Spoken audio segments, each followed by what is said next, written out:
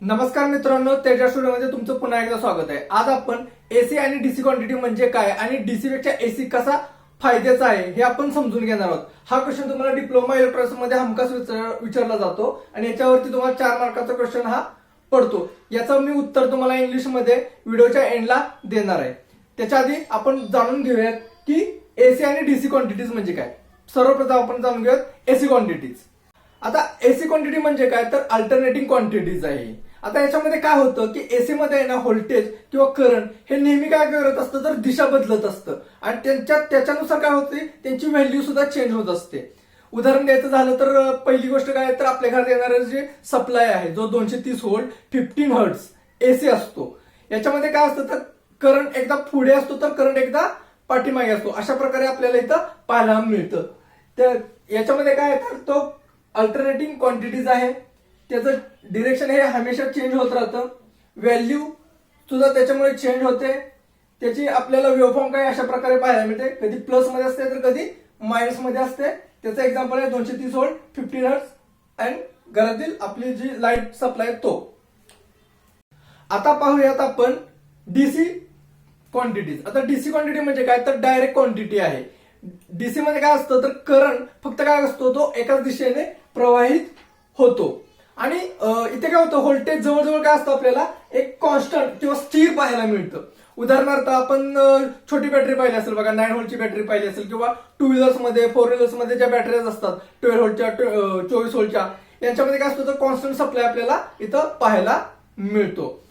आता आपण पाहणार आहोत जो advantages of AC over DC म्हणजे काय, तर चला जाणून घेऊयात।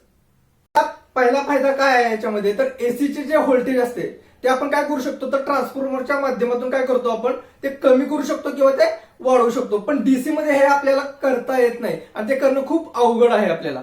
दुसरा फायदा काय येतो तर एसी वीज हे आपल्याला लांब अंतरापर्यंत काही नुकसान करता, म्हणजे काही त्याच्यामध्ये आपल्याला व्होल्टेज ब्रेकडाऊन होत नाही, काय होत नाही, ते आपल्याला लांबपर्यंत पाठवत होते। त्याच्यामुळे आपण पाहिलं असं बघा एमएससीबी मध्ये जी काय आपल्याला वीज पाहायला मिळते ती आपण लांबपर्यंत तिला घेऊन जाऊ शकतो, म्हणून वितरणासाठी एसी व्होल्टेज किंवा एसी करंट वापरला जातो। तिसरा फायदा काय आहे तर एसी मोटर्स मजबूत असतात आणि त्यांना काय असतं तर मेंटेनन्स कमी असतो, देखभाल त्याची खूप कमी असते आणि त्यामुळे काय होतं तर मोठमोठ्या फॅक्टरीज मध्ये आहे ना एसी मोटर्स वापरले जातात याच कारणांसाठी। मित्रांनो, घरगुती वीज पुरवठा आणि उद्योगासाठी वापरण्यात येणारा एसी सप्लाय हा डीसी पेक्षा खूप काय असतो तर फायदेशीर असतो, खूप उपयुक्त असतो। हा व्हिडिओ आवडला असल्यास माझ्या चॅनलला लाईक करा, शेअर करा, सबस्क्राईब करायला विसरू नका। आणि मी आता या व्हिडिओमध्ये तुम्हाला एमएसपीटी मध्ये जो आन्सर्स द्यायचा आहे त्याचे मी तुम्हाला आन्सर्स या व्हिडिओमध्ये देत आहे पुढे। Define AC and DC quantities. Give the example advantages of AC over DC. Answer is AC quantity. An AC alternating current quantity is an electrical quantity in which the magnitude and the direction of voltage or current change continuously with the time.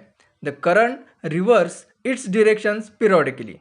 Example: domestic power supply of 230 volt 15 Hz AC. DC quantities.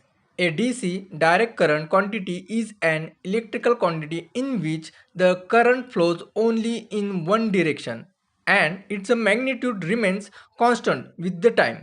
Example: battery supply of 9 volt or 12 volt DC. Advantages of AC or DC. AC voltage can be easily stepped up or stepped down using a transformer. Second, AC power can be transmitted over a long distance with a less power loss. Third, generation of AC is simpler and more economical than DC. And fourth is AC motors are simple in construction and require less maintenance. Conclusion: therefore, AC is more suitable than DC for power generation, transmission, and distribution systems.